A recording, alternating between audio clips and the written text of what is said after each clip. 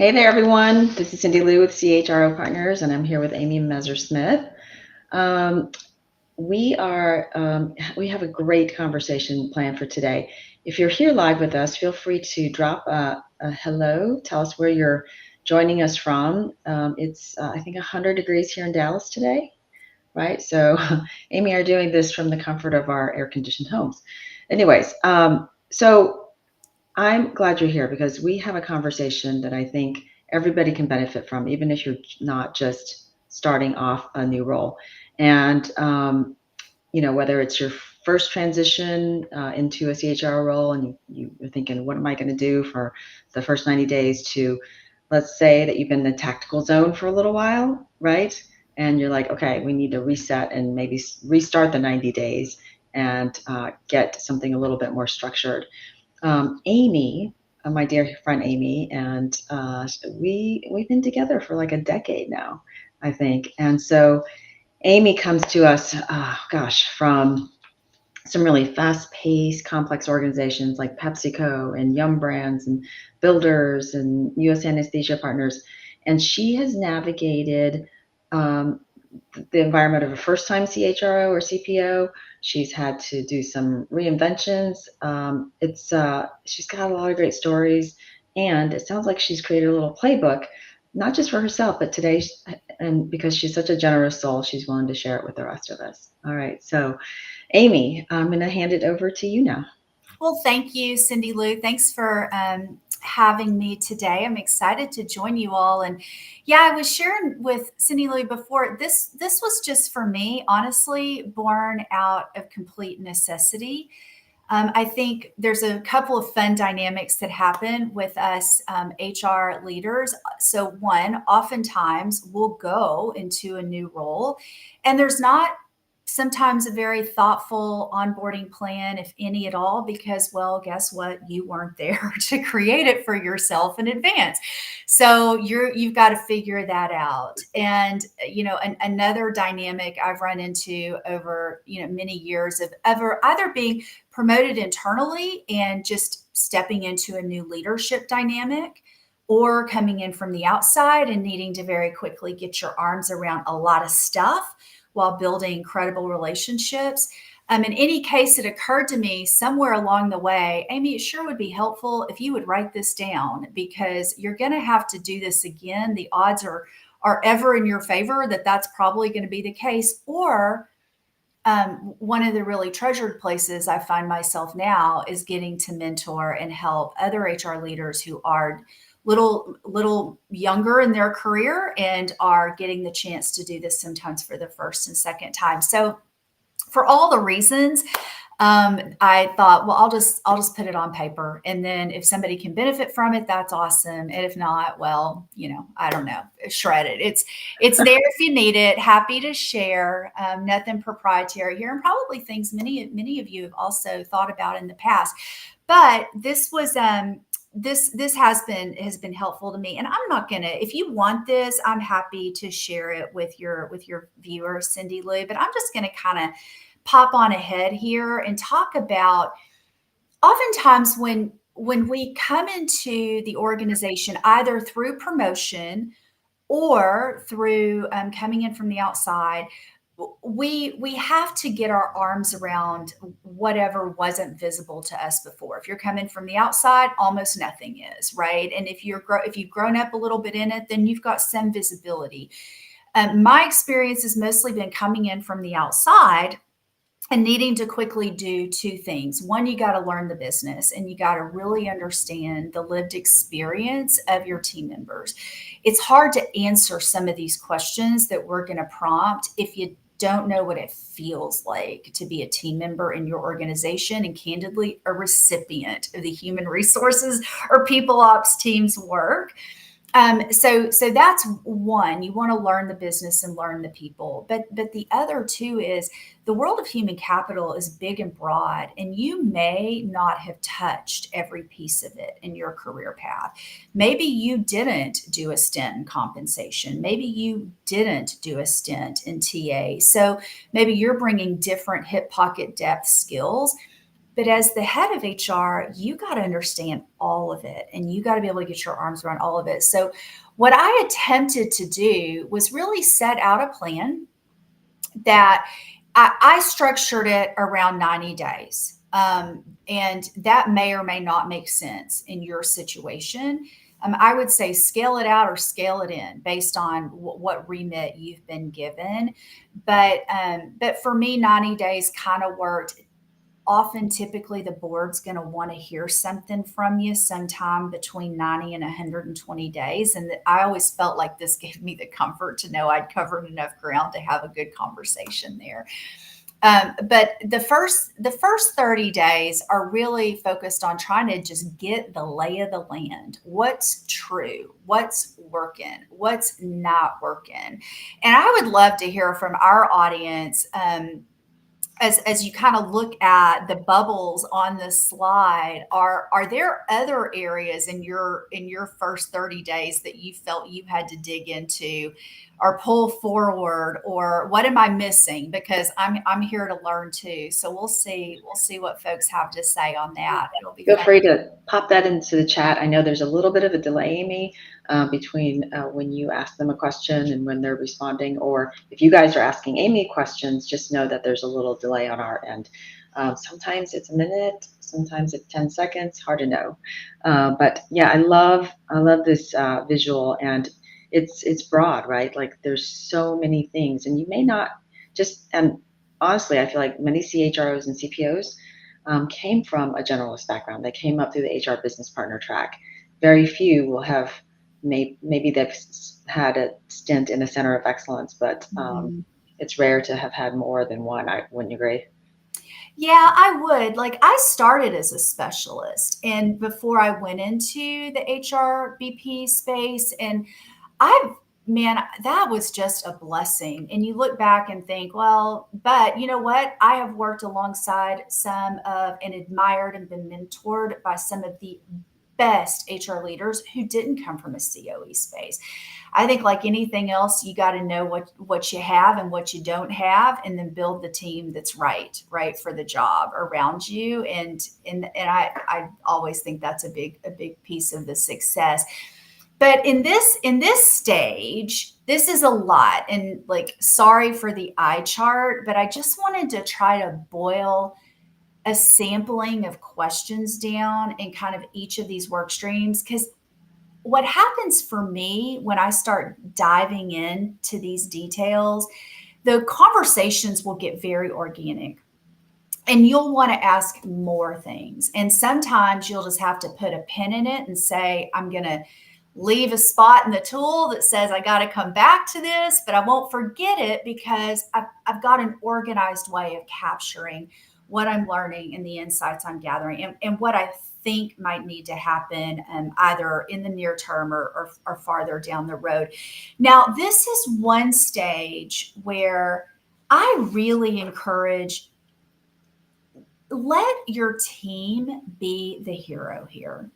If you're Your walking, HR team. yes, your HR team, let your HR team be the hero. If you've got a team, sometimes you don't, and you're like, okay, I'm on a scavenger hunt of one here, and that's cool. And maybe the answers will be sparse, and that's what it is too. I mean, it's better. I'd rather know than not know. But if you do have a team in place and you've got confidence, then let them show you their stuff. Let them show you what they know. And so this is also great because if you are learning the business while you're getting your arms around this as well, you might be doing this work in the evenings from your hotel, because you might be on site during the day or in meet and greets or spending your daytime in other ways. And so one of the things I find is, if you can get, different members of your team who do have a line of sight into how these pieces are working, let them help you understand it and connect the dots. And then it helps build the relationship, which I think is so important in those early weeks. It lets them be a hero, and you get a really good sense of what they bring. You'll also start to get a sense of what they desire to be able to bring that they don't have yet. And all of those things I think are super important. but in the tool itself, and I'm a low tech girl, so the tool itself is literally in a Word document and you can just, type in it. It's a table format. But this is just a sampling of some guiding questions in each of these areas that get the ball rolling, right? Just, and surely you will have other questions, and you can pursue those and pull those strings or not. But this at least for me were the things that helped me kind of really start to understand red, yellow, green, right? What's really going on here? Amy, that's awesome. I think great leaders simplify things, right? This document literally could be, each box could be 100 questions, but I think like you said, the conversation starters are just prompts for you to dig in deeper, peel back the onion more. Before we go on, and I want to continue with this conversation on this slide, but wanted to say hello to some folks. Eric, welcome. Jonathan, thanks for your feedback. Organizational context, i.e., skeletons, sacred cows. That's a smart one, Jonathan. I love that. Very. And we have somebody asking, I think Evelyn. Elva is asking whether or not your slides will be shared. We will have this on chroschool.com, so the recording will be placed on chroschool.com, as well as Amy has offered to share that with our community. So thank you. Mark, can you drop chroschool.com into the chat in case anybody is interested in signing up for free? So Amy, earlier you were talking a little bit about not just letting your HR team be the heroes, but extending that conversation obviously into the business leaders. Yeah. Yeah, this is really, this has been helpful to me personally as I think about, getting to spend the first 30, 60, 90 days really learning the business. A lot of times, what that's going to include is traveling with some of your peers or being out in their parts of the operating business, and it gives you a chance to get to know them. But as I'm diving into, and shared services is a great one, and recruiting are great ones, because your operating organizations are always impacted by the quality of that work, for sure. And they know it. Even if they don't know sophisticated human capital techniques, they know if they can't get people, and they know if they can't get their issues resolved. Right. And so you can always kind of start there. Hey, I'm gathering some information. I'm getting the lay of the land in these areas. What's been your experience? What's working well? What's not working well? I also learned over time that when I do sort of get through this process and I feel that I've listened appropriately and I'm now ready to offer some recommendations and proposals, I can attribute those, many of those recommendations, whether I thought they needed to be done or not, doesn't matter. I can often attribute them back to, you know, so and so in the East shared this information, and it was so helpful, and it substantiates the recommendation here. Well, once you give them credit for it, right? Well, now they're going to help you own it. They're going to help you drive Right. it. They're going to advocate for it a little bit more. And so Yeah. I just think giving credit where credit's due, and sometimes where it's not, it just does not hurt, because everybody's favorite idea is the one they think they came up with. And that's Yeah. just true. That's human nature. That's awesome, Amy. I love it that you start with the things that are on their mind the most, because you're right. A lot of leaders may not even understand all the full capability of talent management, especially if that's why you were brought on board, right? And so a great, well, he used to be the CHRO at Kohl's, Telvin Jeffries, once told me, give them what they need, and then give them what they want, and then give them what they need. So Yeah. I think that's super smart. Second thing is, you talked about getting this face time with the business leaders.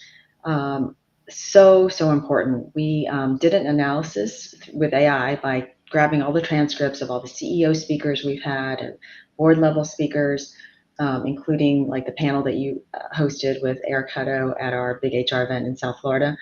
And we analyzed all of these transcripts. And the top thing that came out was that CEOs want more face time with their CHROs. Hmm. They want more time with you. Hmm. Well, if the CEO is having a hard time getting FaceTime with their people partner. We got to go dive into that separately because we serve at the pleasure, but I love that desire is there and that the data is coming back and saying that, because you know what CHROs want. They want more face time with their leader. So it sounds like we're in violent agreement. So let's do it. Let's make it happen. Now, I will say, again, I want to give grace around the timeline. I structured this in 90 days because typically there's a board presentation coming up after that, and so I kind of back myself into that. If that's not your situation and you don't have that, then look, kind of work this timeline in the way that makes sense for you. But inevitably, I tend to find that by the time I get into that kind of second 30-day tranche, what's starting to scream at me and what I'm tending to wake up at night and think about is all things talent. Because almost like you will eventually get your arms around the basics, and the trains are going to run on time. It might be a little cruddy for a minute, but we get there. That's just can't be where we stop, because that's not being a strategic value add and accretive to the business. So what's accretive is that people make the business run. And when you can really get your arms around the levers that unleash the power through people to move the business forward, now you're starting to cook with gas. And so in that second kind of tranche, I'm thinking about, okay, do we have career pathing? What's the job architecture look like? What is the engagement data telling us about how people feel about their opportunities? Do they see this as a job or as a career? Right? All of that sits in that job architecture space. I think whatever is your company's approach to DEI or belonging or equity and inclusion, you got to have an understanding of that and sort of merge in with that, but also understand, is that being treated as something separate, or is it core to your beliefs and therefore integrated into all your talent processes? That's the better way. One way to kill things is to call it an HR project and have it run on the side.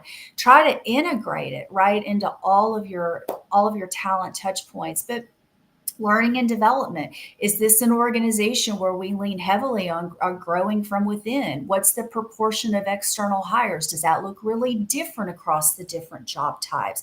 What does it take to be successful there? How's performance management? Do we have pay for performance, right? Like, our total rewards making sense? Do these programs actually achieve the behavioral outcomes, right, that we're looking for from the business?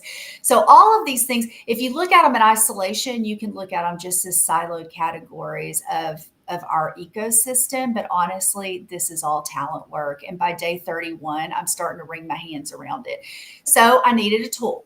Um, so this part of the tool was very similar structure. Just what are some key questions that can get you on the right track fast and help you double click where you need to. Importantly, again, you're not going to be able to boil this ocean. So having conversations with your team and your peers and other leaders down through the organization about how this is working for them, what's producing the most pain points, where could, if we needed to wait and prioritize, where could that happen? Getting that buy-in is essential, but getting the truth in the state of the facts early on in this kind of first 31 to 60 days, I think is just incredibly important. Amy, how would you advise an HR leader to respond to a business leader, CEO, CFO, head of sales, when they say, I don't care about the job architecture, let's just jump straight to career pathing or performance management? How do you handle that objection or pushback? Well, I would say be smart. Don't speak HR when you're talking to the business, speak business. And they're probably not even going to say career pathing. Okay. What you're probably going to get at is, hey, in your last engagement survey results, how are people feeling overall about their opportunities? Sometimes you get crickets, But Mhm. oftentimes they know, they recall, or, hey, I've been looking at kind of how promotions occur and the patterns and growth from within, right? Because we all want to grow our people from within. What's been working well? What's not? They'll put some things out there, and then you can ask better questions, more in the language of the business than in the language of HR. But what you're really trying to get to is, do we have a stated career path? No, here's also what's really cool. If you are joining a business that's grown through acquisition and M&A, oh, you are on a treasure hunt for the best golden nuggets out there, because the odds are that somebody you acquired sometime somewhere did something really well. And somehow on the other side of the acquisition, maybe it didn't continue in this with the same kind of rigor, but they remember. So if you're meeting with, lots of different leaders across the business, well, the odds are they got there through some sort of an acquisition, and they remember what worked well. One of my very first dinners at Builders, I was sitting next to just an awesome guy. He's now leading Central, but I got to talking to him about, and he goes, we used to have, and then he told me, and I was like, oh, you guys used to have, that's a career path, that's a job architecture, and that's a comp framework that goes with it. And he's like, yeah, we don't have that anymore. And I was like, ooh, I know where to look. I know where to look. Mental note. But those are the things, right? Because sometimes it's going to look like maybe you're missing things, and maybe you are now, but they weren't always missing. Yeah. And so it's a good way to get to the bottom. This is for a whole nother conversation, but I see all this information and data, and I think, wow, with AI, we could probably speed this up beyond 90 days. Probably. Assuming the organization can absorb it that fast, right? Probably.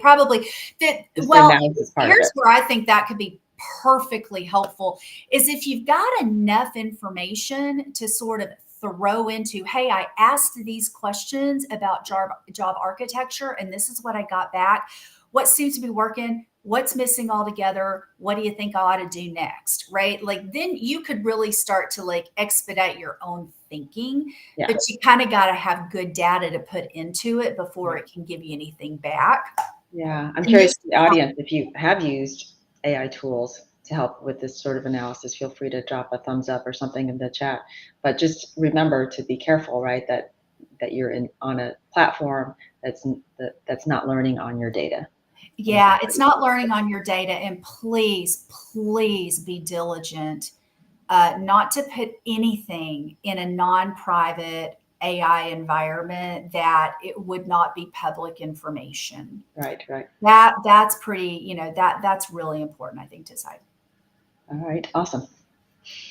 Okay, well, so once you kind of get through those pieces, whether it took you 60 days to get there or something else, it's all good.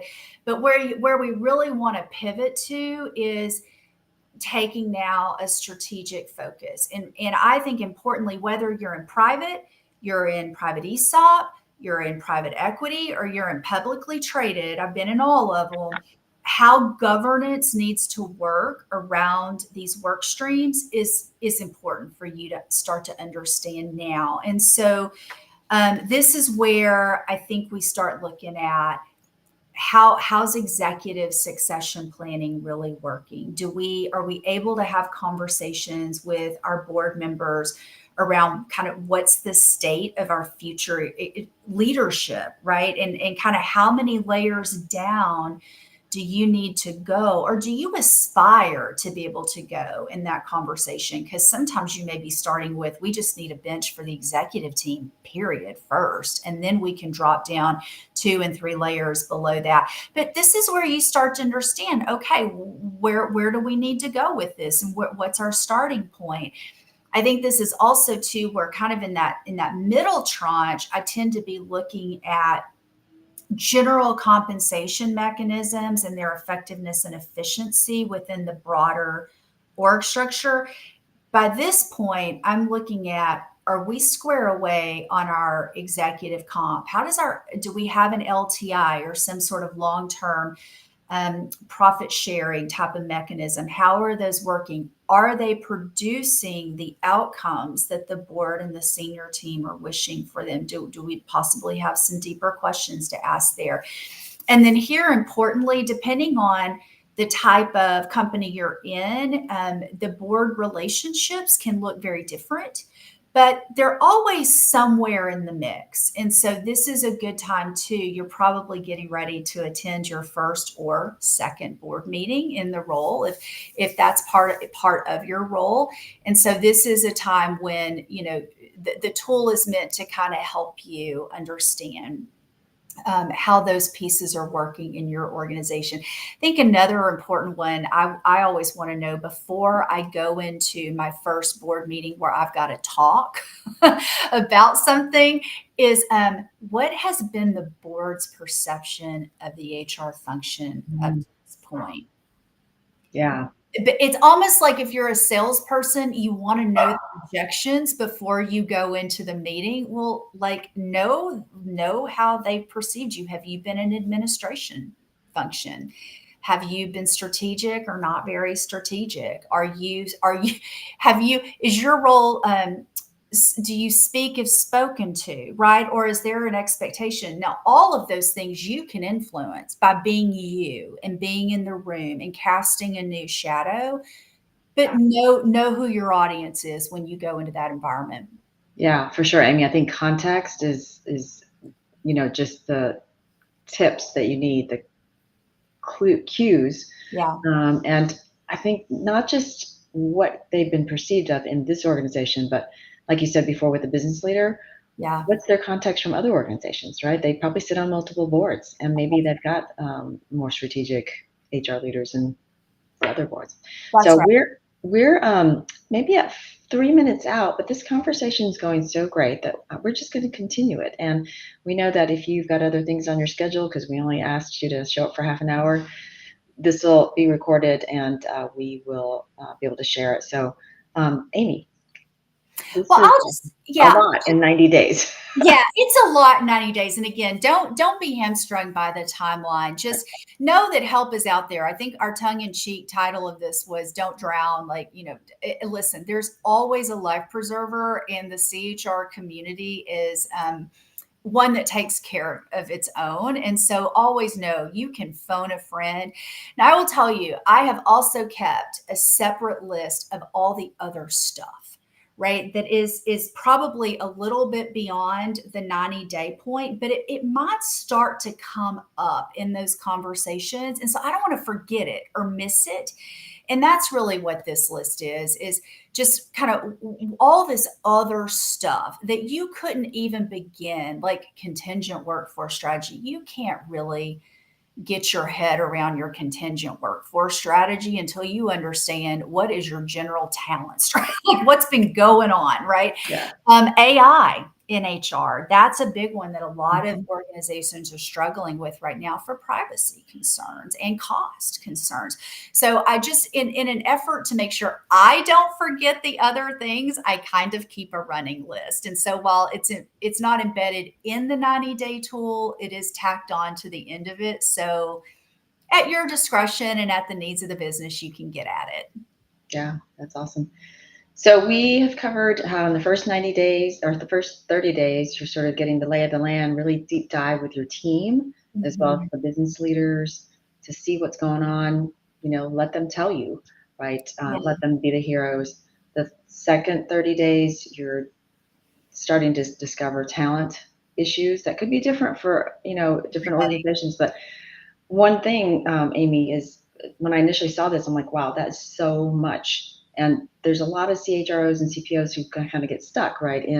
We just got to get the foundational HR stuff done. And that's year one. I'm like, but then you might just be perceived as just tactical HR, right? So getting some big wins, even in talent in the first year is important. And then lastly, getting into the deeper issues of succession and compensation, your board presentation. So, wow, this is amazing. What a great roadmap. We've got some comments from the audience. Jessica says, this is fantastic. Thank you, Amy Messersmith, for sharing your insights and thoughtful leadership. She says she'll be she'll be sure to share this with her audience. And then, Marion, amen to FaceTime builds credibility. Yeah, absolutely. It Uh, really does. And look, I would say all this stuff, like we got to get to it. This is the work. This is what our world is, and we got to get to it. Please don't, and this is advice to myself, please don't become so focused on capturing your notes and building your table that you sacrifice those relationships up front. Let this come out of those good conversations, but this gives you a reason to chat. It gives you a reason to show up and ask good questions, thoughtful questions. And also it's gonna help you onboard to the business. And oftentimes there's just not even a plan. They're like, oh good, you're here. yeah, Go. no, yeah. Go. Well, who's ever had the CEO actually put an onboarding plan together for the HR leader? No, it won't be that. It Yeah, won't no, be that. It'll be some peer possibly got tasked with trying to come up with, or your team. The team right, that right. you're stepping into will have done their best to come up with something for you.